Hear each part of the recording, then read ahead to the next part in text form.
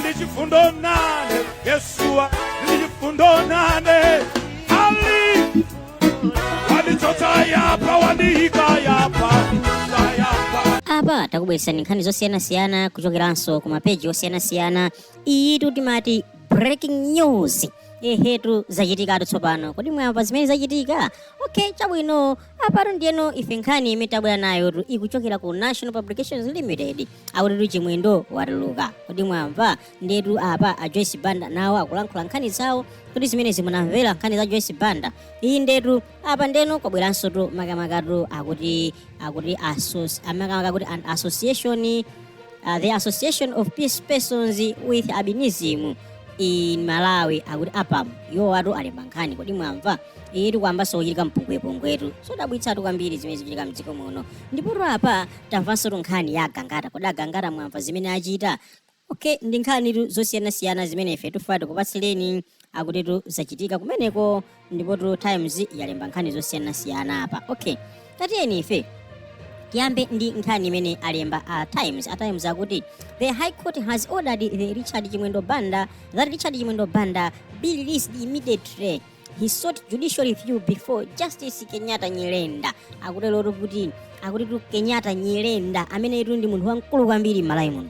Akuti iye walamula kuti Chimwendo atulutsidwe, muti Chimwendo atuluka. Pachino pa Chimwendo salinso kundende, Chimwendo ndi fulu.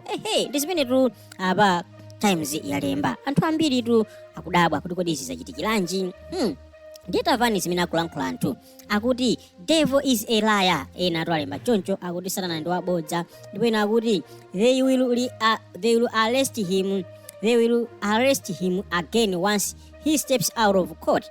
Akuti amumangaso akangotuluka mu khoti. Koma izi tikunena kuti nizosatheka, sizingachitikenso pang'onong'ono ifatu Kenyatta Nyirndo walamula, ndipo izi sizingathekenso. Ndipo ena akuti philosophically it means law follows power more than morality. Justice is an ideal of fairness, but legal system operate within social inequalities. Wealth buys time, defense and influence. So the rich experience law as negotiation, while the poor experience it as punishment. Yo watu zimene akulankhula kuti koma tsono choseketsa nchakuti akuti zikutanthauza kuti lamulo limatsatira mphamvu. Osati mmene analikhazikira koma limatsatira mphamvu. Ndipo zikutanthauza kuti akuti chilungamo ndipo ndi njira imodzi imene imaoneka kuti akuti justice is ideal of fairness. Ndipo akuti zooneka kuti makhoti athu amagwira ntchito makamakatu potsatira kukambirana kumene kumatokhalapo ndi anthu ochita bwino, chifukwa anthu achuma akuti ndi amene amaoneka kuti ali ndi kuthekera kuti akhoza kukambirana ndi lamulo bwinobwino. Ndipo lamulo lija ndikugonja ndikumva. Koma zikuoneka kuti tsopano akuti amphawi ndiyetu amene amaona chilango osati lamulo limene limanenedwalo. Ena akuti few days to come he is going to be detained again. He deserves there in Maula. Akutero kuti pompano amangidwanso amene akuyenera kukhala kumeneko. Akuti rule of law detention without trial is in 2026 is savagery. Akuti awa ndi malamulo, kutsatira malamulo. Akuti kumusunga munthu popanda mulandu makamaka mu chaka cha 2026 akuti ndi ubululu weniweni. Ndipo ena akuti Kenyatta Nyirndo is professional judge. Akutero kuti iye ndi wamkulu Kenyatta Nyirndo. Zimene tanena apa kuti Chimwendo atuluka. Tatiyeni apa ngakhalenso izi zikukambidwanso kumeneko ku National Publications Limited. Akuti breaking news, court orders Chimwendo immediate release. Akuti court lalamula kuti Chimwendo atuluke pompo osatinso zimene zinalengesedwa chakummawa. Ifatu kummawa kunalengesedwa kuti ayi akuti court lidzapereka chigamulo chake pa pempho la belo limene linalandira makamaka kuchokera kwa maloya ake. Akumati lachiwiri sabata lamawa, kutanthauza kuti lero lachitatu, lachinayi, lachisanu, loweruka, Sunday, Monday. Ndiye kuti akanakhalanso ndiye kuti sabata lonse la thunthu aliso muselo. Koma awa akuti Judge Kenyatta Nyirndo wanena kuti no, get out of court, tulukani muno. Our High Court Judge Kenyatta Nyirndo at the Civil Division in Lilongwe has ordered the immediate release of Malawi Congress Party MCP Secretary General Nyirndo Banda, who has been remanded to Maula prison. Akuti Kuti lalikulu makamaka akuti limene limaunikira limaona mulandu makamaka amene wanda Judge Kenyatta Nyirndo. Akuti iwowa alamula kunena kuti Nyirndo Banda atuluke amene ndi secretary wa chipani cha Malawi Congress Party, ndipo akuti ameneyi atuluke popandanso mafunso olo chilichonse chochitika kuti mupanga izi chifukwa ayi amene atuluke basi.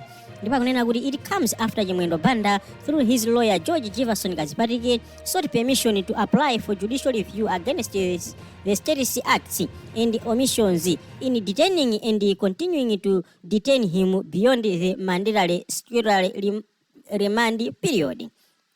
Akuti izi zikudza pamene Nyirndo Banda kudzera mwa lawyer wake amene ndi George Jefferson Kazipatike akuti anameya nkhondo kuti apeze chilolezo kuchokera makamaka ku khoti kumeneku makamaka potsutsana ndi zimene akuchita aboma chifukwa akumusunga munthu popanda mulandu, popanda kumuweruza kuti mulandu anakwindwa kuti ndi akuti kumusungaku kuoneka kuti kunapyola muyeso osakhala malamulo amene amayendera. Ndi Judge Nyirndo wana kuti ine ndigwiritsa ntchito malamulo apatu watuluka atayi ndi amene muzina azipita.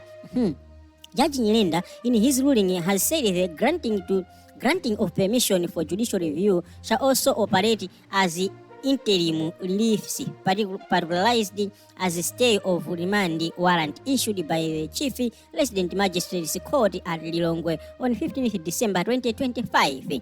Akuti iye Judge Nyirndo akuti wapereka chilamulo chimenechi ndipo povomera kuti chilolezo chimene wavomera kuti kuwunikiranso mulandu umene anawuyambira kufika pano. Akuti izi achitenso bwinobwino pamene akuti anapereka chilo cha warrant of remand warrant imene amafuna kuti munthu azingomusunga kumaula kuja kudikira chitsogozo cha khoti kuti kodi apanga bwanji izi. Makamaka warrant imene amusunge idaperekedwa makamakati pa 15 December chaka 2025 ndipo akuti it adds immediate and unconditional release.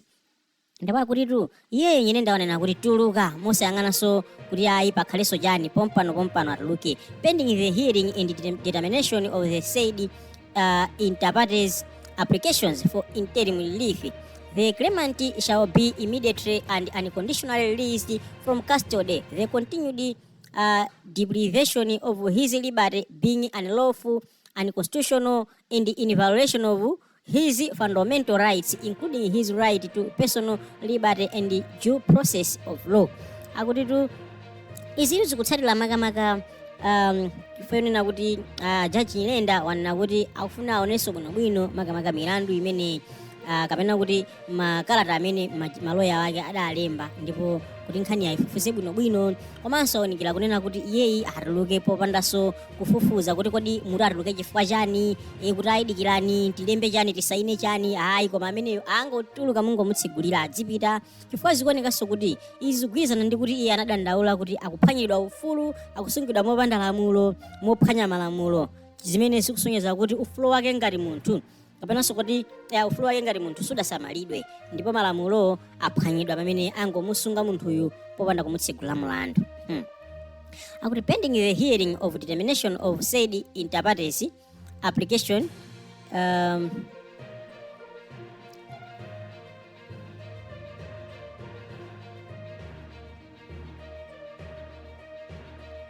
right. Ndipo amakhala kunena kuti the said inter partes hearing shall be held on January 23, 2026.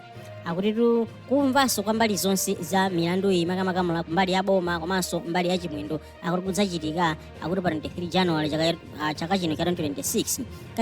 Kazipatike has confirmed that Nyirndo Banda has regained his freedom today. Kazipatike ameneyu Kazipatike akuti watsimikiza tsopano kuti Nyirndo Banda alandiranso ufulu wawo lero. We have filed a judicial review application before the Civil Division of High Court on several grounds, including the ground that the period of 30 days which the Criminal Procedure and Evidence Code of the Laws of Malawi allows the state to detain a person before committing him to the High Court for trial expired, he says. akuti ife tsopano talembera bwaloli kuti pakhale kuwunikiranso bwinobwino makamaka pa zimene zachitikazi khoti lalikulu lisanapereke makamaka lisanaunikire kuti kodi milandu iyenda bwanji kutsatira makamaka masiku 30 amene munthuyo wakhala kusungidwa ku ndende ndipo malamulo akuti samalola munthu kuti asungidwe kodutsira masiku 30 mpaka masiku 30 amati munthu amayenera kugamulidwa milandu yake akamangidwa ndi apolisi pakadutsa maola 48 komatu izi zapyola msinkhu etu ndi nkhani imene apa anthu makamaka National Publications Limited yalemba. Okay, apa anthu alemba ndamanga zosiyanasiyana ndipo ena akunena kuti malamulo amalola kumusunga for 30 days if not committed and 60 days if not committed. Keeping him beyond that is what is unconstitutional. Akutelo tiyowa ndipo akuti kumusunga kuyokera pamenepo ndi zimene zizotsana ndi malamulo. Hence his lawyer rushed to court after the expiration of his 30 days. Akutero nchifukwa chake ndi lawyer anathamangira ku court kuti no masiku adutsa. The question is how many people who doesn't have a lawyer are suffering in there for months and years. Akuti kodi ndi anthu angati amene akusafala kapena akuvutika masiku 30 atatha mpaka akuvutika amenewo miyezi ambirimbiri zaka zambirimbiri. Are you people worried because he is a well-known person? Akuti kodi inu mukudandaula chifukwa iye ndi munthu odziwika? If you want justice, stand up for the others who doesn't have a name also. Ngati mufuna inu mukuti mupanga za chilungamo amenyereninso nkhondo anthu amene alibe kanthu kumeneko. Ndena akuti if the state wants to bring any criminal action against him, they must use a summon, not arrest. This applies to any existing case or any new case, regardless of what facts the state use. Akuti ngati aboma akufuna kumutsegulira mlandu iyeyi akuti akuyenera kugwiritsa ntchito makalata osatinso kuti kumangayi. Izi zizichitika kwa aliyense mlandu uliwonse kaya watsopano akuti posatengera kuti aboma amagwiritsa ntchito chani. Izi zimene anthu akulankhula ndamangatu zosiyanasiyana zimene anthu akupereka. Ndipo ena akuti but why detention without a trial? Attempt to murder has not been proved. Statement from complainant appears virtue and hunting. Akuti koma kumusunga munthu choncho opanda mlandu chifukwa chani? Kumuganizira kuti munthu ankafuna kumupha munthu wina sidaoneke zimenezo ndipo sadaone kuti ndizoona. Akuti zimadanena munthu amene akudandaulayo zikuoneka kuti izi ndi mafunso ambiri ndipo munthuyu akumusaka chimwendo. Immediate and unconditional release is the way to go. The judge who said he would give a bail ruling through email without fear or favor appeared to be compromised. Even Mbuli can agree. Lero munthu amene amanena kuti apereke kuti chigamulo chake cha bail kuti munthu atumisidwe ku nyumba adanena kuti apereka kuchokera pa email kuti amlembera email kuti akhoza kutuluka kapena ayi. Akuti munthu aone kuti asokonezedwa adapangitsidwa china chake nkumuletsa kuti usayerekeze kupanga zimenezo. Ndipo akuti ngakhale munthu osaphunzira akhoza kuneneza kuti nzoona. Okay, iyi ndi nkhani imene apa ife timati tikupaseni. Tateni muoneso zimene walemba makosana akuti president wachinamba 4 wa dziko lino la Malawi ndikuti amayi Joyce Banda chipani chawo chati iwo in 100 days yawo yoyambirira chilowereni upresident zinthu zinali zitasintha motere. Fuel was everywhere and fuel reservoirs construction had started. Akuti sugar was everywhere and its price reduced back from 1,000 to 650 kwacha. 2 million hungry families had been provided with food. Manufacturing industry had resumed their maximum level of production. Press and other freedoms were back as citizens were no longer being oppressed or threatened when they were they wanted to grieve against her government. Alright. Ndipo akupitiriza kunena kuti ambassadors who were chased out of Malawi were recalled. The national flag whose colors and interpretation were changed against the majority view of Malawians had been reinstated immediately. Ladies and gentlemen, the first 100 days of Dr. Joyce Banda's reign was just special and unique and very incomparable to any leader's first 100 days akulero a People's Party akuti mafuta iwo atalowa mboma akuti mafuta ankapezeka paliponse ndipo malo mosungira mafuta akuti mudali ngambwingambwi akuti sugar adatsika mtengo choka pa 1000 kufika pa 600 ndipo ankapezeka paliponse akuti mabanja oposa 2 miliyoni adalapatsira kale chakudya akuti ma industry opanga zinthu chizokudya akuti kazovala chilichonse akuti mulingo wake opangira udakwera akuti anthu adabweresedwa ufulu wawo ndipo padalibe munthu amene amazuzidwa olo kuopsezedwa akafuna mwina kutsutsana ndi boma ndipo akuti akazembe onse amene athamangitsidwa adabweresedwanso mboma ndipo adayitanidwanso ndipo akuti mbendera yathu ya Malawi akuti imene ili makalazi amene amatanthauza zinthu zathu mdziko muno akuti idabwezeredwanso kukoyikidwanso m'malo mwake motsatira ndi kufuna kwa Malawi akuti amayi ndi abambo masiku 100 amene Joyce Banda adalamulira nthawi amene ankalamulira akuti anali masiku opambana ndipo anali masiku abwino oti simungatsutsaniso lomwe simungafanizirenso ndi masiku 100 aulamuliro uliwonse akutero oti iwowa amenewa ndi a Joyce Banda ndetu apaina akuti kwamtere anagulisa ndege yanu anagulisa ndege uyu okay ndipo ina akuti it was being in the first place, let's not clap hands to a wrong person, and we saw Kashgedi at its best. Akulada alipingu Mutharika amadapanga zimenezo osaombera manja mwa munthu olakwika ndipo ife munthawi yawo ya Joyce Banda tidaona akuti Kashgedi akuti as if she was elected president zamasiyezo akutero wina akuti I was not in the country ndiye kodi zina zimene walankhula makamaka ati apa mubungwe lapa mwamva akuti the association of person with albinism in Malawi apa fears the country may be returning to a period when people with albinism lived in fear and without freedom. Akuti bungwe lapa limene makamaka ndi anthu achikhungu la Alubino akuti ali ndi mantha tsopano akudandaula kuti mwina tsopano dziko libwereranso ku nthawi imene anthu achi Alubino amakhala ndi mantha komanso opanda ufulu mdziko muno. The concern follows a series of incidents including the reported disappearance of a man with albinism in Mulanje in November, an attempted attack on a family with a child with albinism in Chiladzulo, the tampering of a grave in Dowa, and the response of assault on people with albinism in Baraka. Okay, akuti izi akuti makamaka nkhawa zimenezi zikutsatira zimene zakhala zikuchitika pakaripa akuti pamene munthu wina analengezedwa kuti wasowa sakuoneka munthu amene wakhungu la Alubino uko Mulanje mwezi wa November ndipo akuti kudabwera ena anthu amene anapanga ataki banja lina amene kunali mwana wa Albinism ku Chiladzulo ndipo akuti kukumbidwa kwa manda amene padagonekedwa pamene padayikidwa munthu wakufa wa Alubino kudowa zimenezi zikupereka mantha komanso akuti munthu wina amene anachitidwa nkhanza makamaka ku Baraka amene ndi wa Albinism ndipo APAMU National Coordinator Minadi Zakaria said the association is also disturbed by reports that one of the suspects in a case involving a person with albinism was recently pardoned. Akuti bungwe la APAMU ladiliso ndi nkhawa kwambiri chifukwa chakuti nakuti makamaka kuti National Coordinator wa APAMU amene ndi Minadi Zakaria wanena izi kunena kuti bungweli lili ndi nkhawa ndipo labalalika lasokonekera ndi nkhani zimene zamveka kunena kuti munthu oganizidwa kuti anapha albinism makamaka amakukhuzira ndi nkhani zimenezi akuti wakhululukidwa ku court ndi zimene ku ndende ndi zimenezi zikuopsa inu kodi maganizo anu ndi otani izitu zayamba kuchititsa mantha anthu amenewa ndetu ena alimbapo ndamanga zawo aponena kunena kuti the commission of inquiry of killing of people with albinism report should be released or a